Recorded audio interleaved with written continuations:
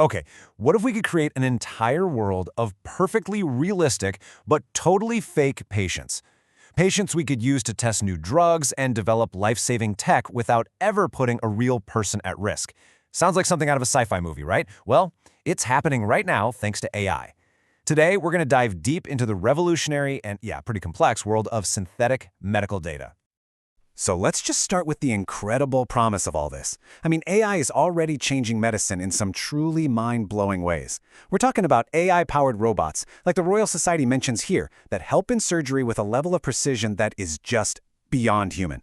This means less error, fewer complications, and getting people healthy and back home faster. It's a real glimpse into a better future for all of us. But, and you knew there was a but, right?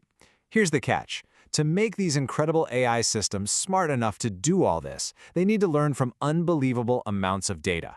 And not just any data, our most personal, most private health information. And that brings us to the core issue, the massive dilemma that's at the heart of medical innovation today. How do we push for progress without giving up our fundamental right to privacy? It's a huge question. You see, for very good reason, our medical data is locked down tight. We have these incredibly powerful laws like GDPR over in Europe and HIPAA here in the US, and they basically build a fortress around our patient information. Now, these rules are absolutely crucial for protecting us, but they also create a huge roadblock for researchers. How are they supposed to innovate if they can't get to the very data they need to learn from? So how do you get around that fortress wall? Well, that's where this idea comes in. Synthetic data. In this could be the key that unlocks the next giant wave of medical breakthroughs. So here's the magic trick. You take a massive but totally anonymized set of real patient data, and you let an AI study it. The AI learns all the patterns, the connections between conditions, the typical ages, all of it. And then it creates a brand new, completely artificial data set from scratch. The really important part is that this new data has all the same statistical quirks as the real thing, but it's not tied to a single real person. It's a ghost copy. Think of it like this. A screenwriter wants to create the world's greatest detective. So she studies thousands of real-life detectives, their habits, their methods, their personalities. From all that real-world research, she creates one brilliant, totally fictional character, Sherlock Holmes. He feels real, he acts real, but I promise you, you'll never find his actual address on Baker Street. That's synthetic data. Okay, so that all sounds pretty great in theory, but how does an AI actually build one of these synthetic patients? Let's pop the hood and see how it works. Well, researchers have broken it down into a surprisingly simple three-step process. First, the humans create this super detailed instruction manual. Seriously, think of it like a recipe book for creating the perfect patient dataset. Then, that manual gets translated into code the AI can actually read.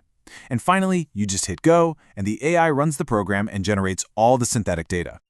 And what's really fascinating is just how detailed that instruction manual is. For instance, the AI isn't just told to create a sex field. It's told the value has to be F or M, and each one has a 50% chance. For ethnicity, it's given the exact probabilities for each category.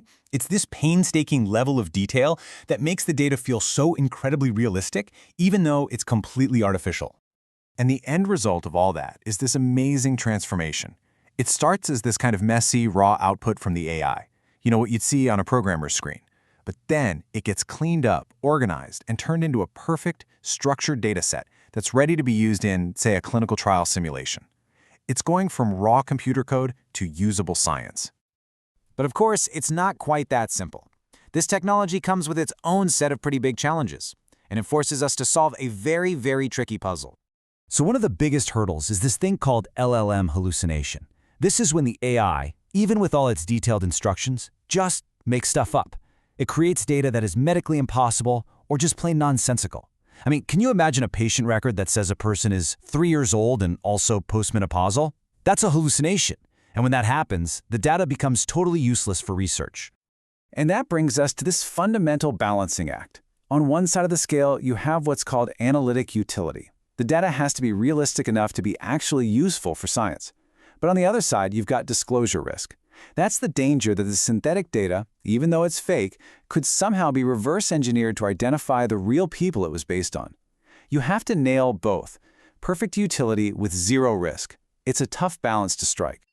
So to make sure this data is both safe and effective, researchers basically judge it on 3 key things. First up is fidelity. Does it statistically look and feel like the real deal? Second is utility. Okay, it might look real, but can you actually use it to make real scientific discoveries? And finally, the most important one, privacy. Is it mathematically impossible to trace any of this back to a real person? You've got to pass all 3 tests with flying colors.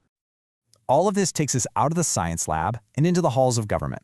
Because a technology this powerful and this complicated can't just exist in a vacuum. We're going to need some rules of the road.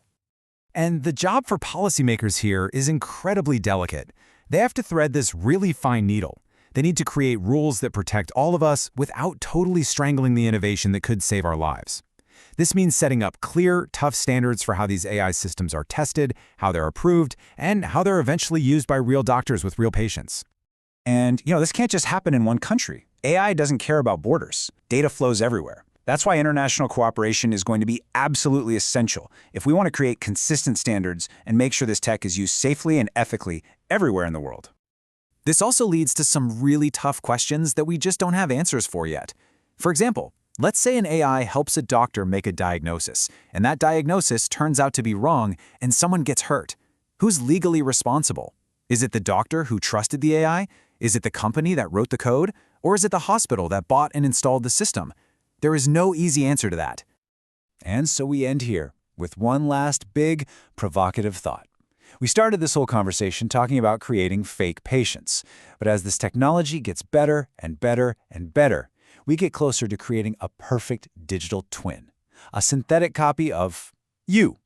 Now, if that digital copy of you could help cure something like Alzheimer's or cancer, should we do it? Where do we draw that line between our data and our identity?